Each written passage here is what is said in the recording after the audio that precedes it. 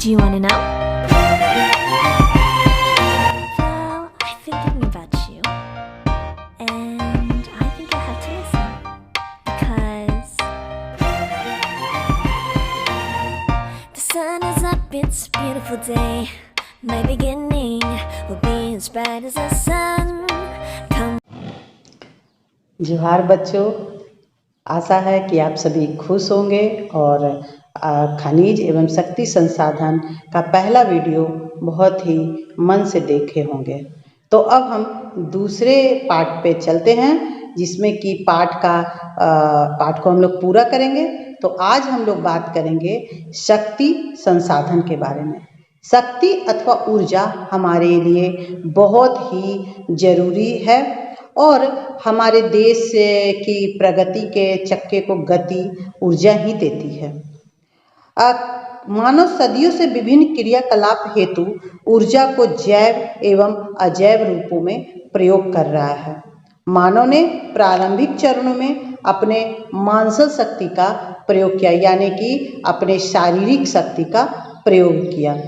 फिर पशुओं को परिवहन के रूप में उपयोग में लाया और उसकी शक्ति को अपने इच्छानुसार प्रयोग किया।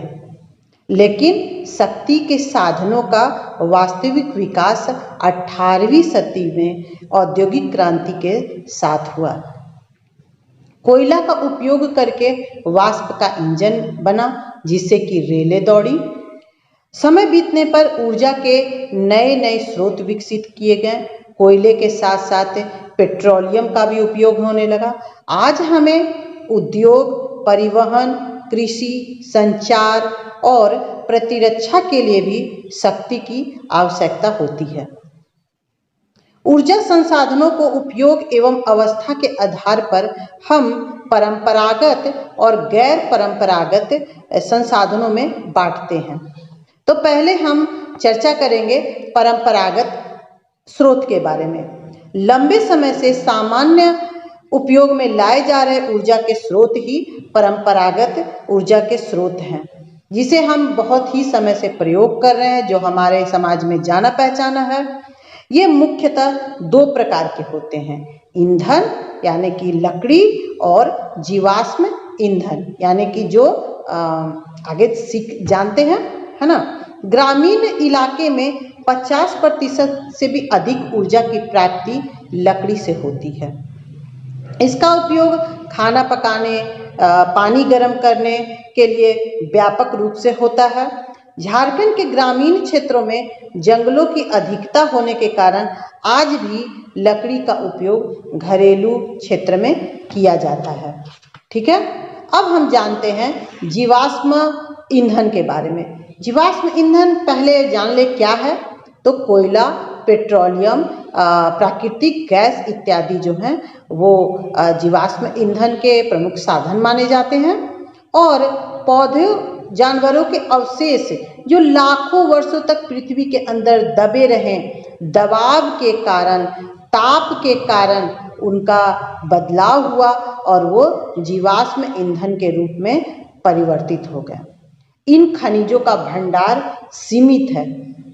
विश्व की बढ़ती जनसंख्या जिस दर से इसका उपयोग कर रही है, उस दर से निर्माण नहीं हो रहा है, इसलिए यह शीघ्र ही समाप्त होने वाले खनिज हैं। इसका मतलब हुआ कि हमें इसका बहुत ही विवेकपूर्ण ढंग से उपयोग करना चाहिए।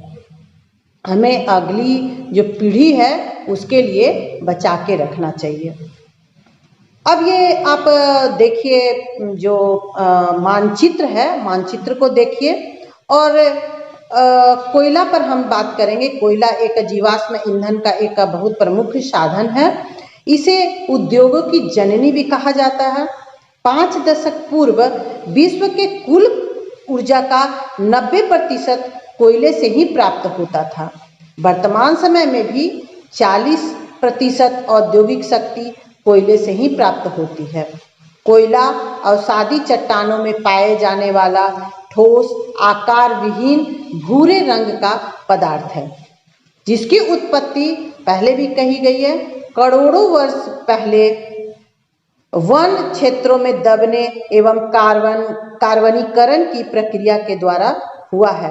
कार्बन की मात्रा के आधार पर कोयला को 4 भागों में बांटा गया है: एंथ्रासाइट, बिटुमिनस, लिग्नाइट एवं पीट। देखें आप, एंथ्रासाइट उच्च किस्म का कोयला होता है। सबसे बढ़िया क्वालिटी का कोयला एंथ्रासाइट होता है। बच्चों, विश्व में सबसे ज्यादा कोयला उत्पादन देशों में नाम आता है चीन, संयुक्त राज्य अमेरिका, आप मानचित्र में देखिए, भारत, दक्षिण अफ्रीका, ऑस्ट्रेलिया, रूस, जर्मनी आदि। भारत में कुल कोयला के 98% जो भाग है वो गोंडवाना कोयला है।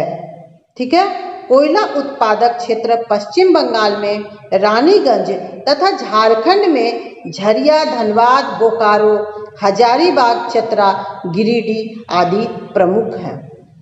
तमिलनाडु के न्यू वेली, आप लोग नोट करिए, बातों को ध्यान से सुने, लिग्नाइट किस्म का कोयला पाया जाता है। तमिलनाडु के न्यू वेली में लिग्नाइट किस्म का कोयला है। ठीक है। अब हम झारखंड में कोयला की क्या स्थिति है इस पर भी देखें। पेज नंबर 31 में आप अपने बुक में भी देख सकते हैं। झारखंड भारत का छत्तीसगढ़ के बाद दूसरा बड़ा कोयला उत्पादक राज्य है, यानी कि भारत का छत्तीसगढ़ जो है वो कोयला उत्पादन में पहला है और झारखंड दूसरा है। यहाँ बिटुमिनस किस्म का कोयला दामोदर नदी घाटी क्षेत्र में संचित है। कोयला का प्रमुख उत्पादक जिला धनबाद है, बोकारो है, रामगढ़ है, हजारीबाग, लातेहार तथा पलामू है।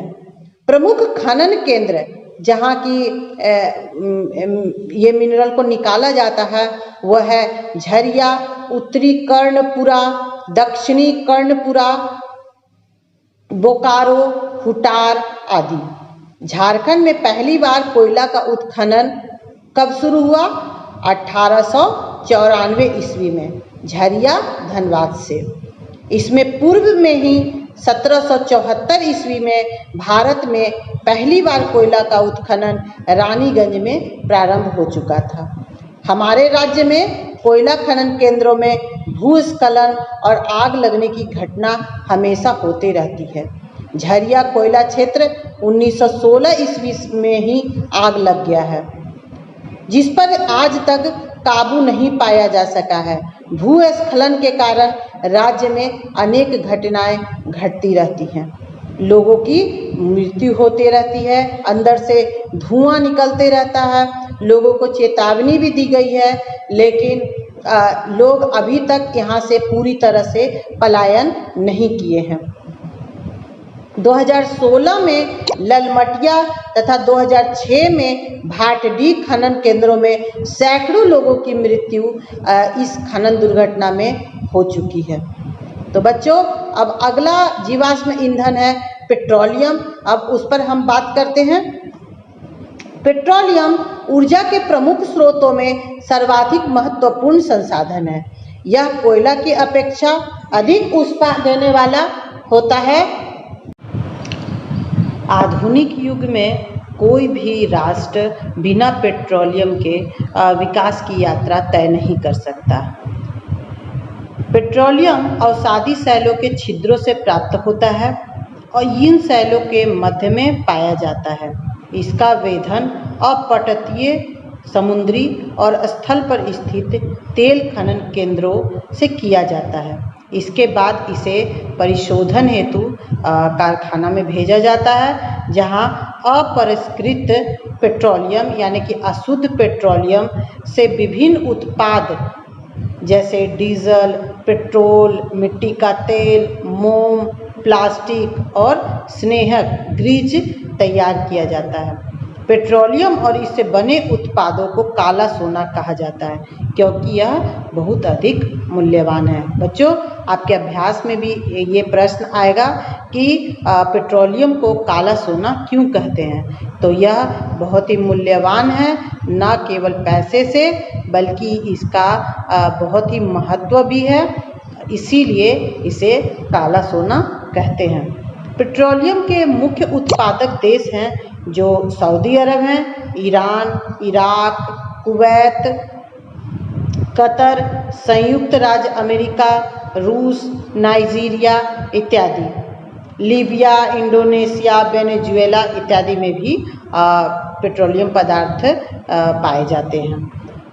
भारत में अगर बात की जाए तो भारत के मुख्य उत्पादक क्षेत्र हैं असम में डिगबोई, बॉम्बे हाई, गुजरात में खंभात की खाड़ी, पूर्वी तट पर कृष्णा और गोदावरी नदियों का डेल्टाई प्रदेश।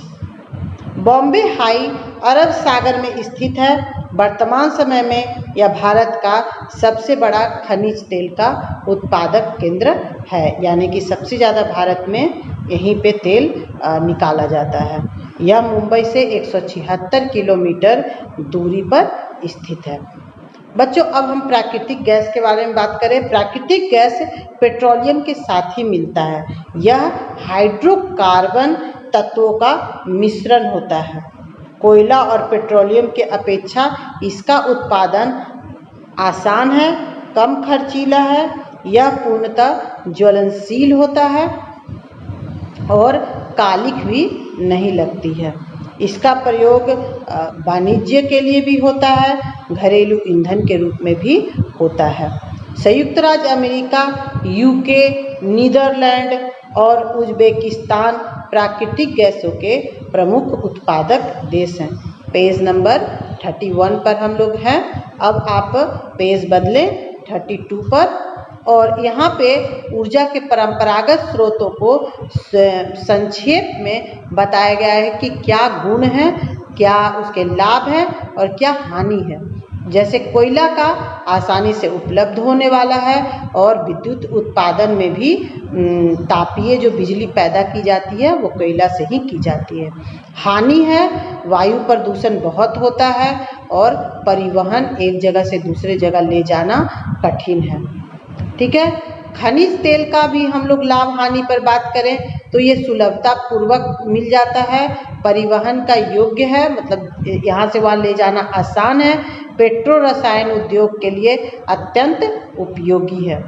जबकि खनिज तेल की हानि है, वायु प्रदूषण की समस्या को बढ़ावा देता है, अम्ल वर्षा की संभावना को बढ़ावा देता है। ये भी आपके प्रश्न में है। प्राकृतिक गैस, इसके लाभ है सुलभता पूर्वक परिवहन हो जाता है, तेल से सस्ता पड़ता है, तेल एवं कोयले से ज़्यादा साफ ऊर्जा का स्रोत के रूप में इसकी गिनती की जाती है। और हानि अगर कहा जाए तो प्राकृतिक गैस वायु प्रदूषण को बढ़ावा देता है, अम्ल वर्षा की संभावना को बढ़ावा देता है। जल विद्युत के बारे में अब बात करें। जल विद्युत प्रदूषण रहित होता है, आसानी से उपलब्ध होने वाला है, सस्ता है तथा सिंचाई और मछली उद्योग को बढ़ावा देता है। जबकि जल विद्युत की हानि है कि इसका संयंत्र स्थापित करना खर्चीला है और अगर इलाके में पानी जम जाए तो लोगों को बाहर जाके बसना पड़ता है, विस्थापन की समस्या हो जाती है। तो बच्चों, अब हम भारत में राजस्थान के जैसलमेर, बाड़मेर, आंध्र प्रदेश कृष्णा गोदावरी बेसिन, गुजरात में खंभात की खाड़ी, त्रिपुरा, और आप भारत के नक्शे में देखिए इसे, त्रिपुरा और मुंबई के अपतटीय क्षेत्र में प्राकृतिक गैस के पर्याप्त भंडार। बच्चों, आज हम लोग परंपरागत ऊर्जा के स्रोतों पर विचार कर रहे हैं। अगले वीडियो में हम इस जल विद्युत के बारे में चर्चा करेंगे तथा गैर परंपरागत ऊर्जा के स्रोतों पर विचार करेंगे। तब तक विदा दें। धन्यवाद।